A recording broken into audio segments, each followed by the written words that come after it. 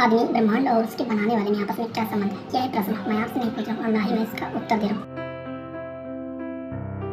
आदमी, ब्रह्मांड और उसके बनाने वाले में आपस में क्या संबंध है? यह प्रश्न ना मैं आपसे पूछ रहा हूँ और ना ही मैं इसका उत्तर देने वाला हूँ।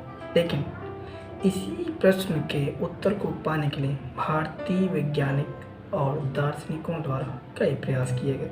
600 वर्ष ईसा पूर्व से सन 200 के बीच हमारे भारतीय वैज्ञानिकों में से एक थे कणाद, जिन्होंने बहुत किए थे इसी प्रश्न के उत्तर पाने के प्रयास।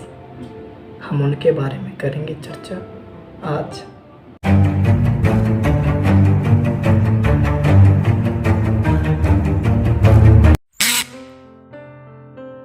ऐसा कहा जाता है कि कणाद, जिनके नाम थे कणभुज, कणभज, उलूक और कश्यप, वो एक प्राचीन भारतीय वैज्ञानिक और दार्शनिक थे जिन्होंने भारतीय दर्शन के वैशेषिक स्कूल की स्थापना की, जो प्रारंभिक भौतिकी का प्रतिनिधित्व करता है।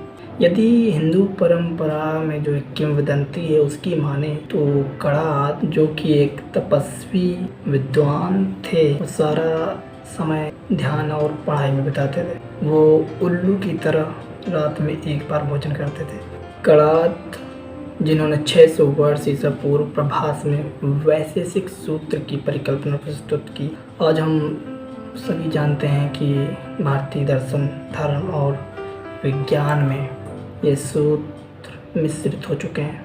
उसका आधार पदार्थ का परमाणु सिद्धांत है। यदि कणाद के सूत्रों का विश्लेषण किया जाए तो हमें पता चलता है कि उनके जो परमाणु सिद्धांत के संदर्भ में अवधारणाएं थीं वो बहुत अधिक विकसित थीं, जबकि इनके अवधारणाओं के बाद ल्यूसिपस और डेमोक्रिटस, जो कि एक यूनानी दार्शनिक हैं, इनकी दी गई अवधारणाएं बहुत कम विकसित हैं। और वास्तविकता यही है कि कणाद ही हैं वो जिन्होंने पदार्थ के सूक्ष्मतम भाग को परमाणु का नाम दिया था।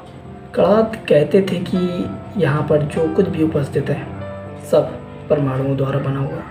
उन्होंने परमाणु की परिभाषा देते हुए कहा कि किसी पदार्थ को इतना विभाजित करें कि उसका और विभाजन ना हो सके, उसे परमाणु कहा जाएगा। अति सूक्ष्मतम कण परमाणु स्वतंत्र रूप से नहीं रह सकते और ना ही आदमी की इंद्रियों द्वारा उनका पता लगाया जा सकता है।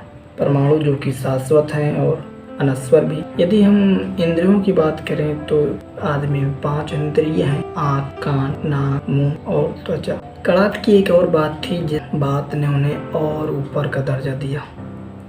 उनका कहना था कि परमाणु कई तरह के होते हैं, जैसे कि पदार्थ कई तरह के होते हैं। उदाहरण के तौर पर पृथ्वी, जल, हवा और अग्नि। प्रत्येक परमाणु की एक विशिष्टता है, जैसे कि वह जिसका भाग होगा वह उसकी ही तरह होता है। परमाणुओं की इस विशेषता के कारण ही इसे वैशेषिक सूत्र कहा गया। कणाद ने कहा कि किसी निहित आवेग के कारण परमाणु एक दूसरे से संयुक्त हो जाते हैं। यदि एक ही तरह के 2 परमाणु मिले तो ध्वनिक कहते हैं, यानी कि बाइनरी मॉलिक्यूल। बाइनरी मॉलिक्यूल के गुण उन दोनों परमाणुओं के जैसे ही होंगे जो कि अलग अलग थे और आपस में मिलकर बाइनरी मॉलिक्यूल बना। भिन्न भिन्न पदार्थों के परमाणु भी बड़ी संख्या में आपस में मिल जाते हैं। रासायनिक परिवर्तन का विचार भी कणाद ने ही दिया था और उनका कहना था कि किसी परिवर्तन का कारण ऊष्मा होती है। गर्म करने पर परमाणुओं के गुण बदल जाते हैं और इसका उदाहरण देते हुए उन्होंने कहा, मिट्टी का बर्तन, जब हम उसमें कुछ गर्म करते हैं तो मिट्टी का बर्तन काला हो जाता है। साथ ही साथ आम के पकने की प्रक्रिया को भी उन्होंने ऊष्मा का कारण ही दिया। कणाद का कहना था कि संसार में जो कुछ भी दिखाई देता है वह परमाणुओं की विचित्रता, उनकी भिन्नता और वह अलग अलग तरीके जिनसे वे मिलते हैं और गर्मी की प्रक्रियाओं से निर्मित हुआ है। कणाद का एक और विचार है और इस विचार के केंद्र में भौतिकी है कि जो कुछ भी जानने योग्य है वह गति पर आधारित है।